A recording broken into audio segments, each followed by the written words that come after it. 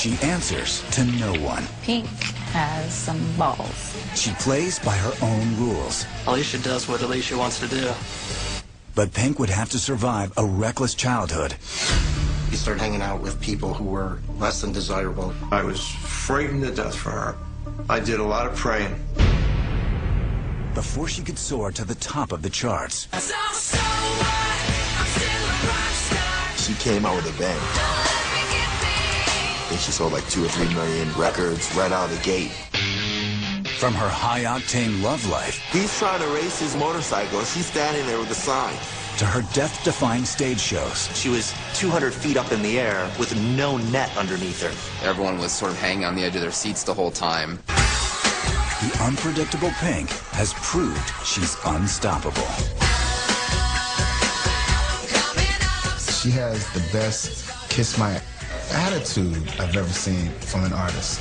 I kind of get to tell everybody I told you so, and that's always good for me.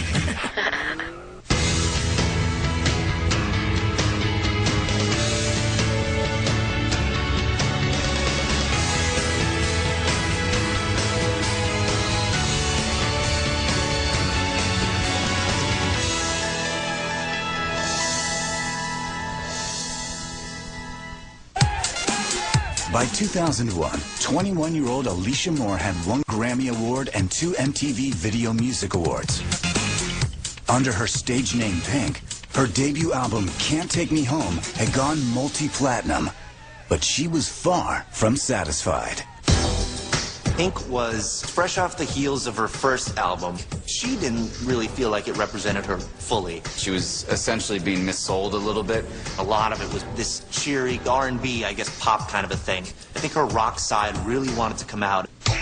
But to change direction, Pink would have to defy the man who had made her a star, LaFace Records founder, L.A. Reid. First album, helmed by L.A. Reid, one of the biggest hitmakers in the business. LaFace had artists such as Outkast and TLC on their label. And L.A. Reid wanted her to continue down the path of the R&B pop world, because that's what was banging at the time. We have this lane, you know, and we have to stay in this lane. You have core fans now that expect this thing of you, right? But Pink refused to be anyone's puppet, no matter how powerful the puppet master. Without permission from Reid, Pink sought out her own collaborator for the new album, Linda Perry, formerly of the 90s rock group 4 Non Blondes. I was kind of being nosy and going through my makeup artist's book because he left it out, and I saw her number and I was like, oh my God, I love her. And I just stole it, quickly wrote it down on my hand, and I called her. Then we wrote 15 songs in a month and a half. To divert off course and say, listen, I'm going to do this. You know, I'm going to do my own thing here, and it's going to happen on my terms. Was a bold move. Pink has some balls to assemble her own team, her own lyrics, really voice her opinion about what she wanted. That's a huge risk because your whole entire career can be shut down. When L.A. Reid heard the results of the collaboration, he was less than thrilled. The changing of her sound came as a little bit of a surprise to me, and a little kicking and screaming happened. Everybody at LaFace said, you gotta be crazy. You can't do this. You're abandoning your base. To be totally honest with you, it scared the poop out of me, because he's the great L.A. Reid. You know, I have the utmost respect for him. And Bleach was like, whatever. She says, this is what I'm gonna do. She was so determined to be her own ship, like the Titanic. Either we're gonna make it from point A to point B, or we're gonna sink. But we're gonna sink on our own ship, not on anybody else's terms. Against the advice of her record company, Pink put her career on the line to do things her way. But Pink had been playing by her own rules from the very start. Pink was born Alicia Moore on September 8, 1979. Her father, Jim Moore, was a Vietnam veteran who sold insurance, and mother Judith worked as an ER nurse. Along with Alicia's brother Jason, 2 years older, the family lived in sleepy Doylestown, Pennsylvania, 40 miles outside Philadelphia. And from an early age, Alicia developed an almost obsessive attachment to music. From the time she could walk and talk, she was all musical. Alicia was always singing. Every time we were in the car, every time we were in the house, I used to ask her, Alicia, please find a new song. Change the channel, please. And she said, Dad, I'm practicing. I'm going to be a star someday, and I have to be good at it. I said, okay, well, for now, brush your teeth and get to bed. Father and daughter bonded over music. Young Alicia and her dad even performed together on a song Jim had written during his days in Vietnam called I Have Seen the Rain. When we would go to like a Vietnam vets function, they'd ask us to get up and we'd sing the song. It got to be our thing, kind of. But I was also saying to myself, wow, this kid really has some talent. Music was her life. Thank God, because, you know, it was a good part of her life. And Alicia's life wasn't all good. At home, her parents' relationship was in turmoil. We argued a lot about nothing, about everything. Judy had her way of doing it, I had my way of doing it. And it was just always tension in the house. Jim and Judy divorced in 1987. Her father moved out, leaving 8-year-old Alicia and her brother Jason to live with their mother. The bold little girl began to rebel. Her mother worked full-time down in the city, so she had a long commute. There was a lot of hours in the day where she really didn't have supervision, and Alicia does what Alicia wants to do.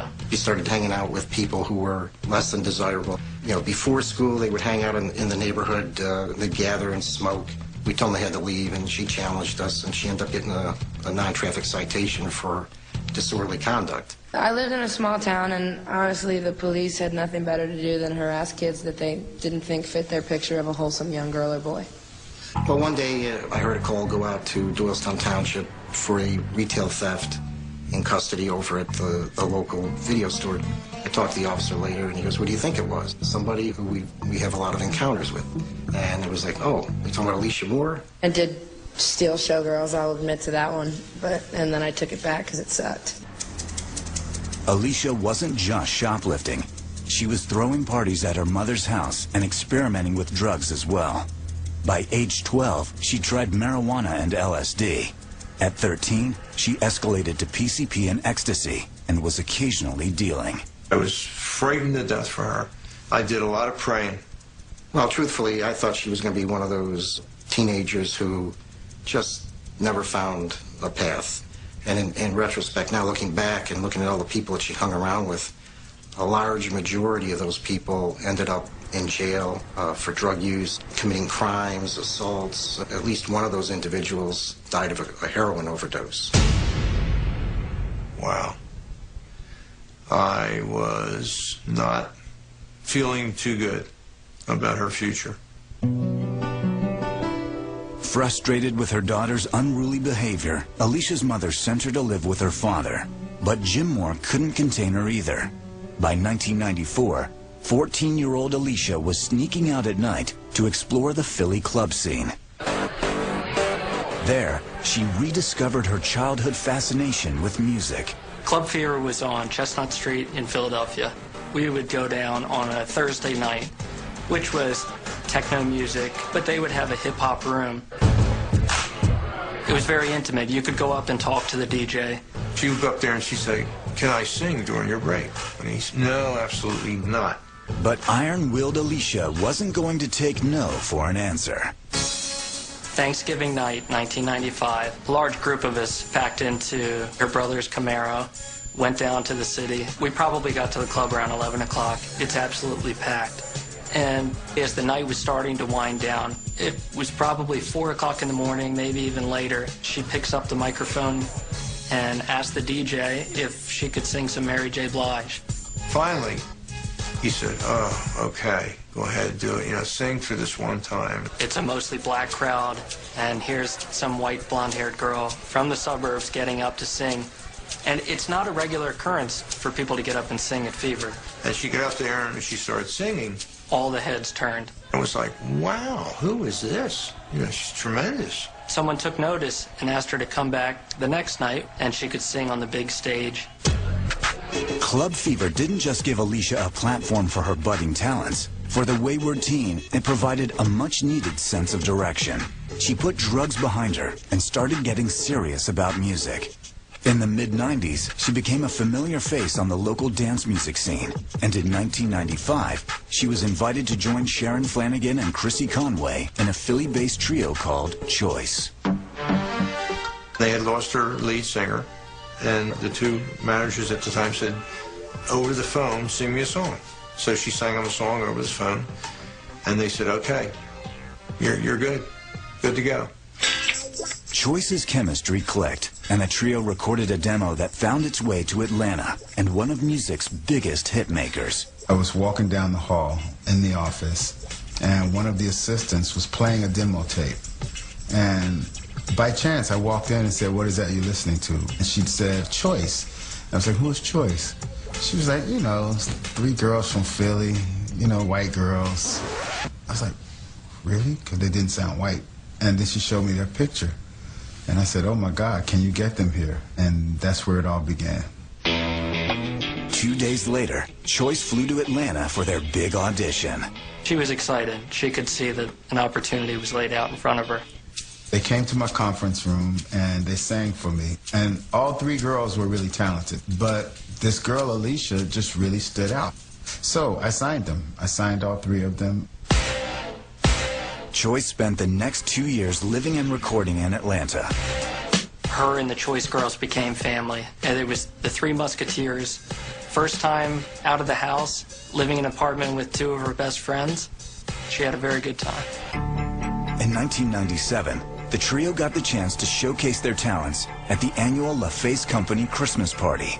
TLC was there, Usher was there, Toni Braxton was there. So it was a little intimidating. And Choice took the stage and they did a performance and they didn't light the room up. But this one girl, again, this Alicia girl, she just really stood out. And that was the night that I really came to a decision in my mind that she's stronger by herself. L.A. Reid offered Alicia a stark choice: go solo or say goodbye to LaFace Records. Well, after being in the band, moving to Atlanta, getting a recording contract together, moving into a home together, recording an album together, it didn't go over well at all. She said, well, how can I do that? They're my best friends. We've been through everything together. He said, well, there's your choice. I think it was a really tough decision for her, and one that she struggled with for quite some time. But once she made the decision, she immediately blossomed. Alicia at last agreed to L.A. Reid's terms. But as the label would soon discover, Pink wouldn't always toe the company line.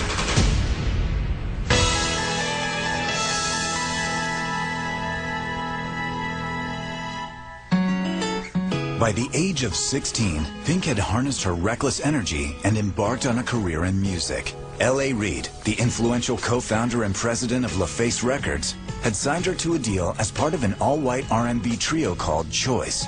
But 2 years later, she embarked on a solo career. Her days as Alicia Moore were over, and she gave herself a whole new identity.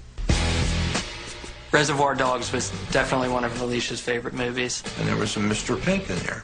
Mr. Pink is like the smart, sassy, smart kind of guy, and with the attitude. And me and all my friends were sitting around, we all kind of just dubbed each other.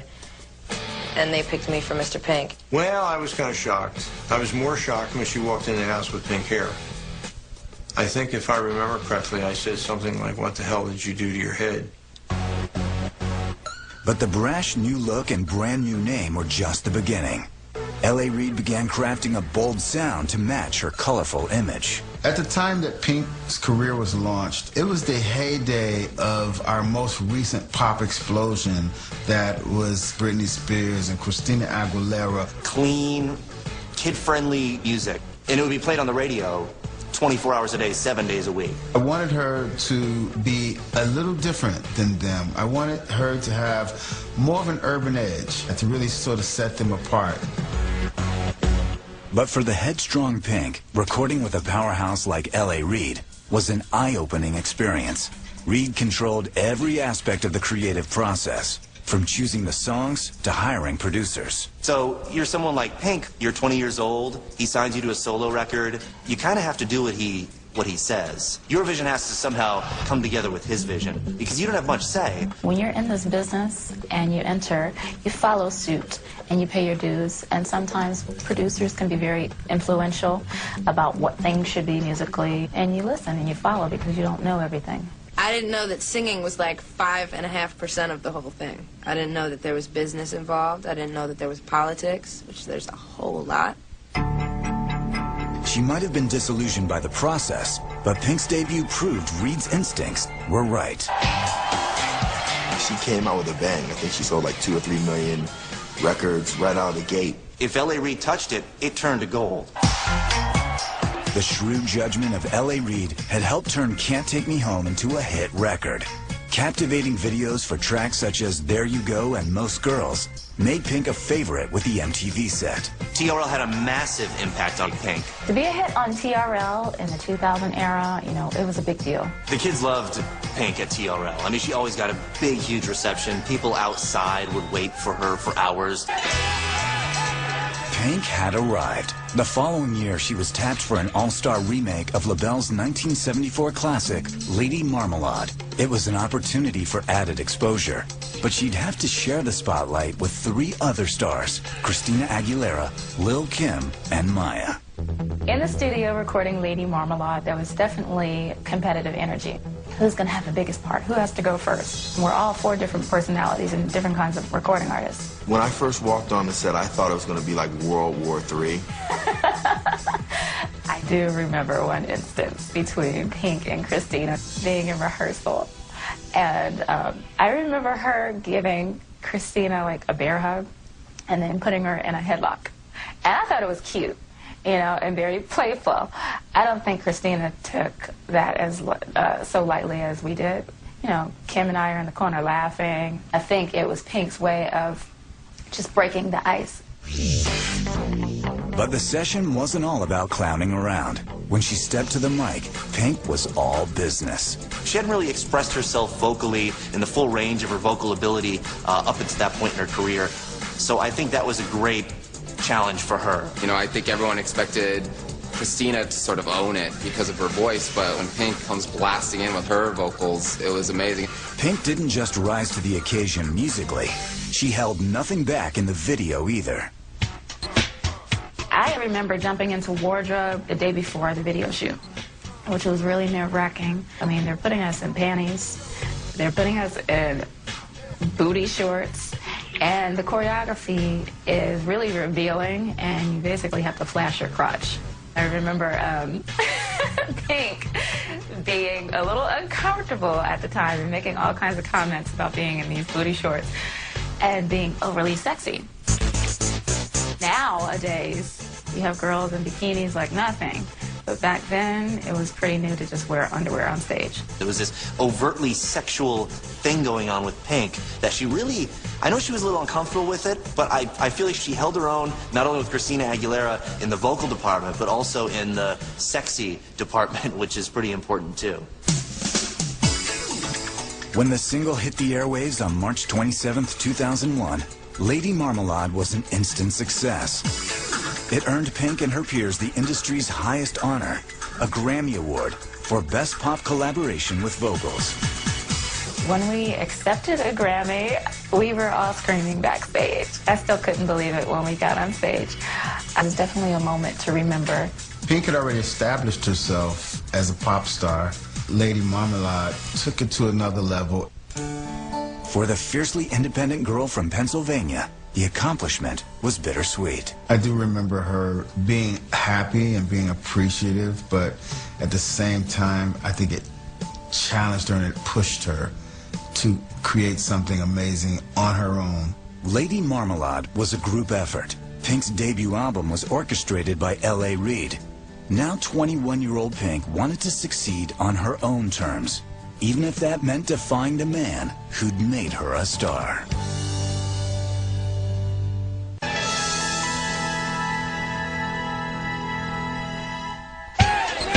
By 2001, 21-year-old Alicia Moore had adopted her brash stage persona. Her debut CD had sold millions. She'd won a Grammy and 2 MTV Video Music Awards. And the girl from suburban Philly was rubbing elbows with some of the biggest names in pop. Her success had been largely engineered by record exec L.A. Reid. But the young singer wanted to control her own destiny.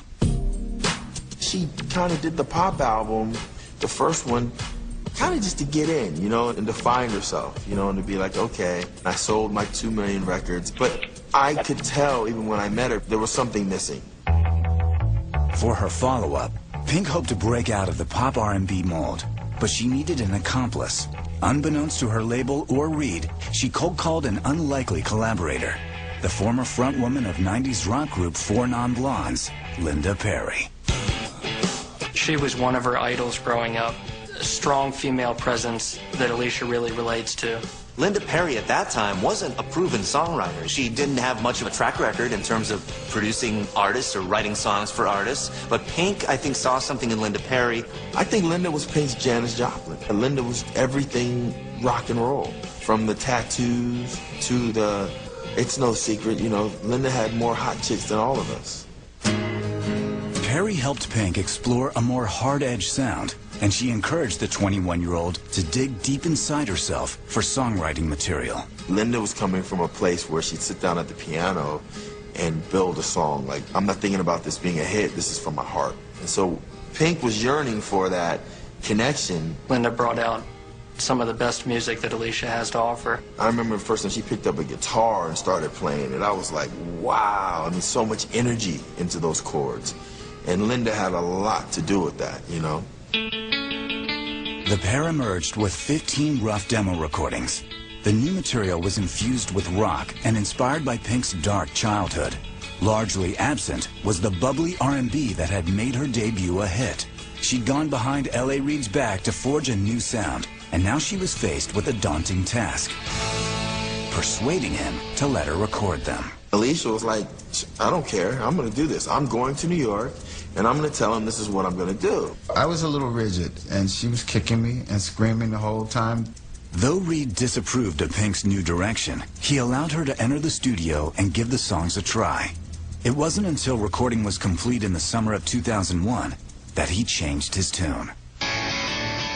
Once it was a complete body of work, there was no doubt that it would be a huge record, no doubt.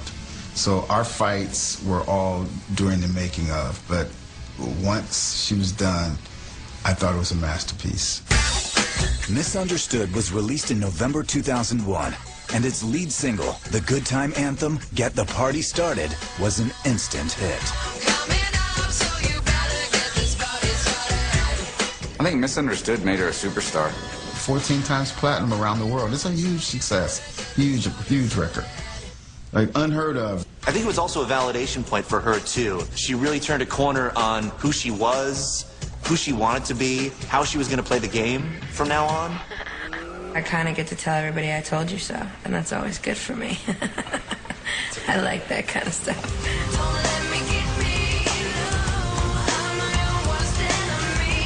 And the outspoken star couldn't resist rubbing Reid's nose in her success just a little in the second single, Don't Let Me Get Me, and its video. LA told me you'll be a pop star. All you have to change is everything you are. All you have to change is everything you are. Wow. Did I really say that? No, absolutely not. No.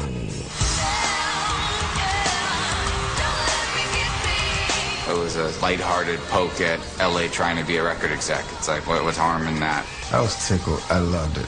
The Misunderstood album became her biggest success. She was so right, and I was so wrong. But at that point, you know, I started to learn to listen to this young lady. Pink hadn't just made a professional gamble.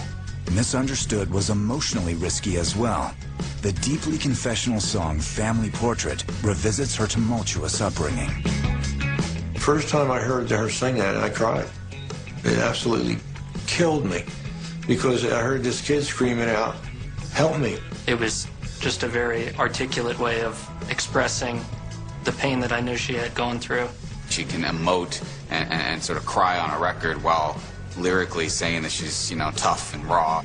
To expose your personal life in your music, number one, takes guts. You know, she was very revealing. So more than just selling records, she resonated and she connected, and she has a permanent fan base because of it. Pink had proved that she could make a hit record on her own terms. Her career was soaring, but her personal life seemed stuck on the ground. When I first met her, she was always like, I don't know if I'm going to ever get married, you know. Boys are messed up and da-da-da-da-da-da, and boys are stupid and you're stupid and everybody's stupid. And I was like, yeah, okay, watch. And then boom. Carrie Hart blew that right out the window. In September of 2001, Pink met 26-year-old motocross champion Carrie Hart at the X Games in Philadelphia. I remember she called me. She's like, oh, there's this really hot guy. He was, you know, exciting, handsome, daredevil, everything that she thought would be really cool in a guy. 2 minutes after he meets her, gets on his motorcycle, and he does this flip, the heart attack, and he falls from, like, I don't know how high in the sky, off his bike, flat on his head, breaks like every bone in his body. She was like, I'm going to the hospital to see him. She stayed like 2 weeks extra, and they fell in love in a hospital bed. They ended up very much interested in each other, very infatuated by each other. Pink was falling in love, but she'd soon find out it takes a lot to make a celebrity relationship work.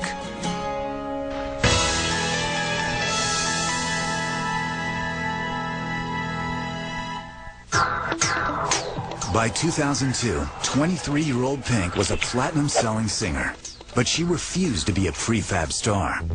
Against the advice of her label president, L.A. Reid, she'd partnered with little-known songwriter Linda Perry and turned out a massively successful second album. She'd forged another kind of partnership as well, with motocross sensation Carrie Hart. So Pink and Carrie Hart met back in 2001 at a competition. That's when they began dating. Carrie and Pink were two people in love. They had a very beautiful, romantic kind of thing going. True love may have drawn them together, but their busy careers were about to tear them apart. Both of their careers were taking off at the same time. You know, they got together and they had to go like this. She went on a world tour that lasted 2 years, and he went building his brand, and they would see each other for like a day, then they'd go like this. So naturally, it takes a toll. I'm not sure that they really knew how to make it work, especially when they weren't really able to put the time and effort into it. After dating for nearly 2 years, the couple called it quits in the fall of 2003. For Pink, there was precious little time to mourn the breakup. She was gearing up for her third album, and the pressure was on. There was an enormous amount of pressure on her. 51% of that pressure was her dealing with the pressure of massive success, and the other half was the pressure on people that really wanted more. Not to mention the fact that I think she was tired. It's tough for any great artist to follow major success. I never expected her to repeat or follow it. I didn't put that pressure on her at all, and I didn't even have those expectations of, okay, you gotta make Misunderstood again. I'd already made that mistake because I wanted her to make the first album twice, right? And so I learned from that to sort of, you know, fall back and follow her and see where she goes. But she quickly discovered the creative freedom she'd wrested from her label had serious drawbacks. I supported her. At that point, I really supported her, and I believed in her. The biggest challenge, I think, was nobody telling me what I couldn't do. So it was a little uninspiring just to be completely free to do whatever I wanted. Pink found herself stifled by her complete creative freedom, and now she could no longer rely on the guidance of Linda Perry. Linda Perry took off like a rocket. By 2003, numerous artists were now calling Linda Perry. She had written Christina Aguilera's Beautiful. She had worked with Gwen Stefani. And it might have rubbed Leisha a little bit, because I remember Linda said, you know, I'm going to work with Christina. And Leisha was like, well, if you work with her, then, you know, I'm not really going to work with you anymore. You know, and then it turned into, all right, I'll work with you, you know, because that was stupid for me to say. Because with growth, with success, it really tests your friendship. I mean, it's a love affair. And sometimes you have a fling with somebody, and sometimes you get married to somebody for life, and sometimes you think it's the one and it's not.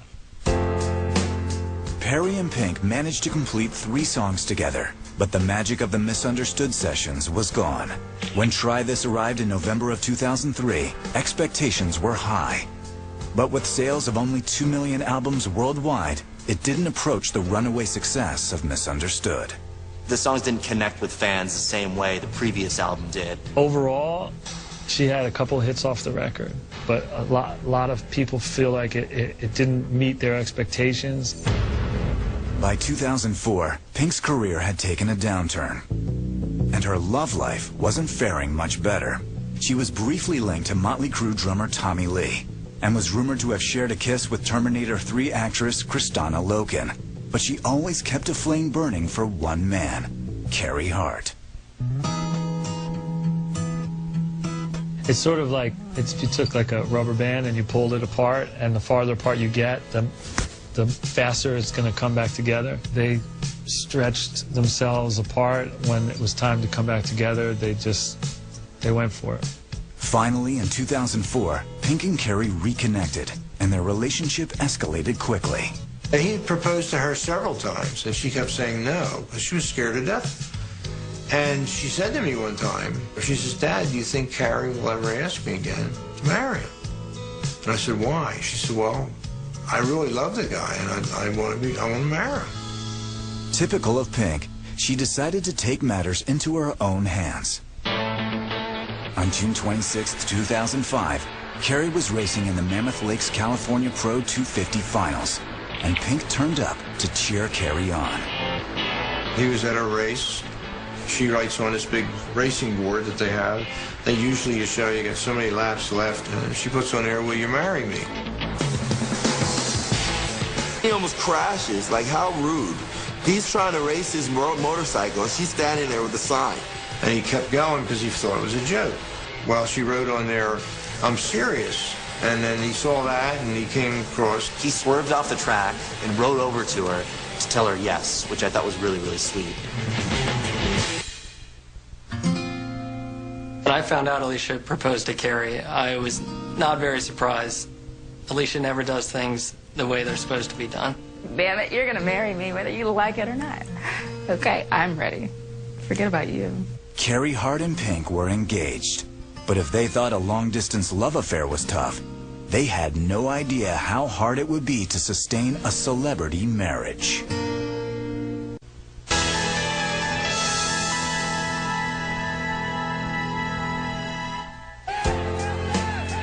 After selling more than 17 million copies of her first 2 CDs, Pink failed to connect with her third album, 2003's Try This.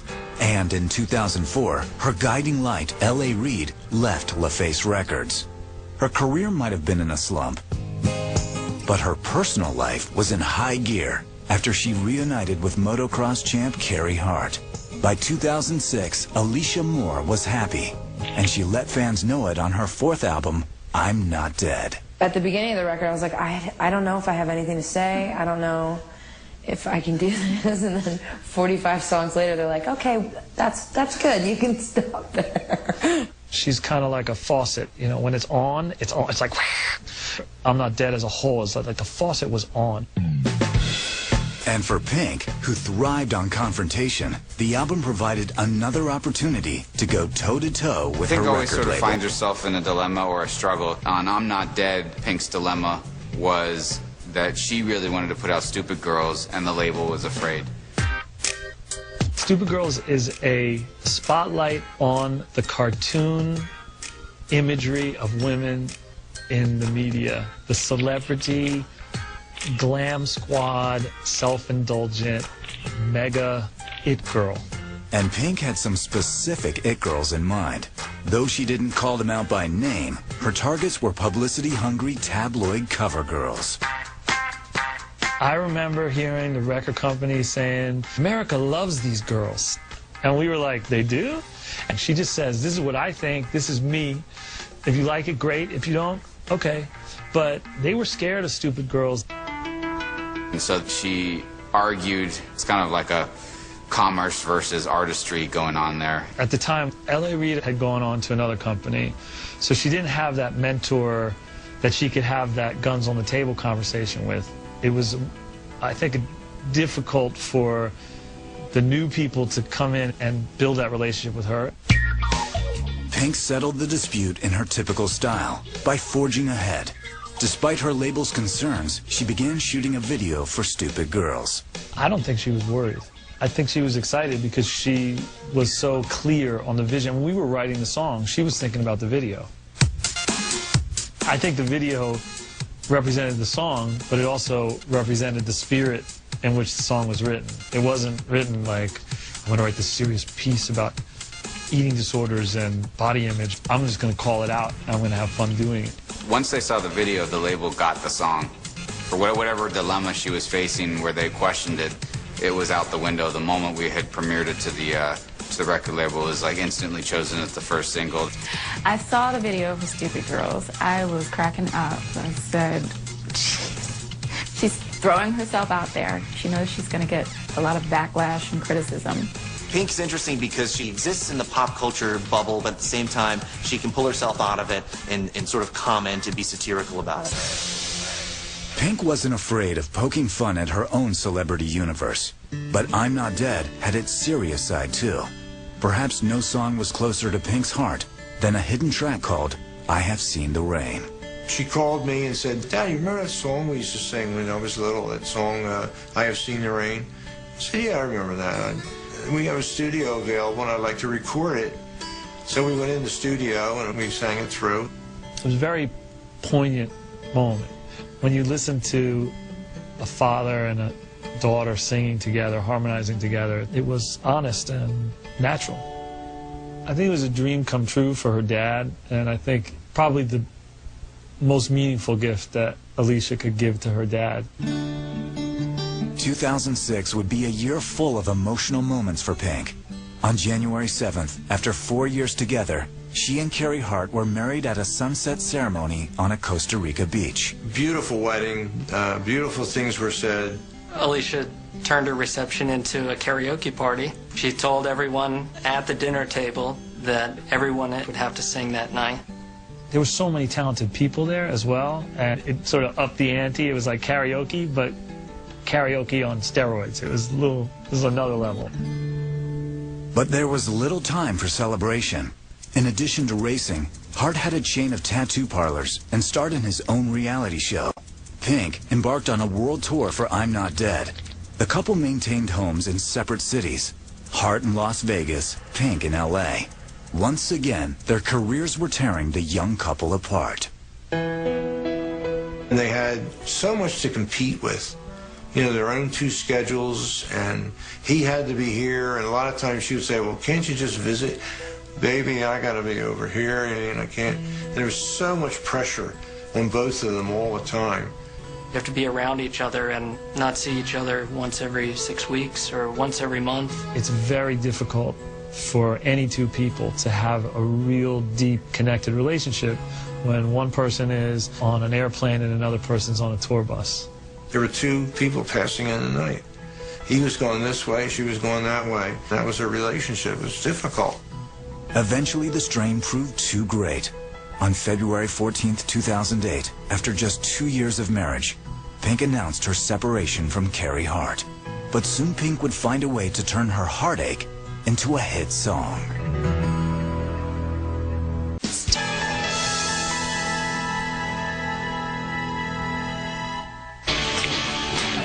By 2008, Pink boasted 4 multi-platinum CDs. She'd earned 2 Grammys and 5 MTV Video Music Awards, and she performed in sold-out venues around the world. But her love life had taken a turn for the worse. A 2-year marriage to professional motocross racer Carrie Hart ended in separation.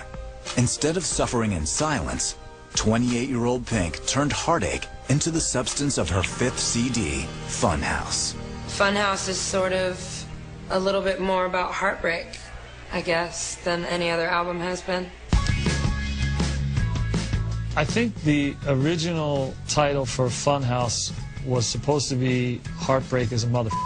So she was obviously riddled with anger, all sorts of emotions, intense emotions that she really channeled into songwriting and into songs and into So What. The first single, So What, was Pink's caustic tribute to her recent breakup. I guess I just lost my husband, I don't know where he went. And when it came time to shoot the video, the pop star did something unexpectedly brave, even for the confrontational Pink. She called her Carrie and said, hey, would you mind being in this video? It couldn't be a more awkward situation. She recorded the record really soon after the breakup. You know, she hadn't spoken to him like maybe 7 months, and he walks in at like 6 in the morning to do the shot. He hadn't heard the song. You know, they went upstairs to have a beer, and I think Carrie felt comfortable. The vulnerability behind that song was brought out with his energy being a part of it. Otherwise, it would have come off sort of bitter and angry and man-hating, and that's not what that song is. It was sort of her way to be vulnerable to him, and I think shortly after is when they sort of reunited and got back together. They really grew up a lot and realized what it meant to love somebody and to need someone. I think they were really meant for each other. And once they really focused on working together, you could see it was destined to be. Her love life on the mend, in September of 2008, Pink was given the perfect platform to premiere So What.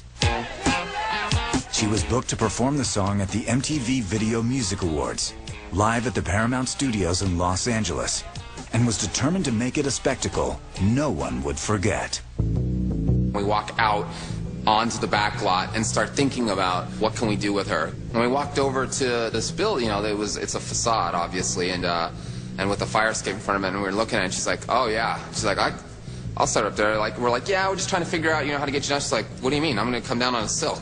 And we're like, okay.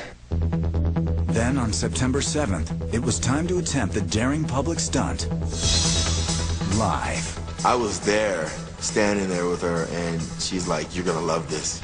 And she just like walks off, and then boom, fireworks. And all of a sudden, oil cans were spilling over, crash, things were lighting on fire, Bang, and I was like, here we go. things were exploding, you know, she was jumping around the stage. The audience went crazy over the performance. I think it was the highlight of the 2008 Video Music Awards. Huge success. There was just a real buzz coming off of the show, and a few of us ended up at a bar in Hollywood. Alicia and her mom and some friends hanging out, and the next day was her birthday. She stood up and she goes, my birthday wish is that you let me do something even crazier next year. Pink's dangerous public stunt gave her a boost on the pop charts. So What became her first #1 solo single, and when Funhouse hit stores in 2008, it was a massive seller. As for that birthday wish, 1 year later, it came true.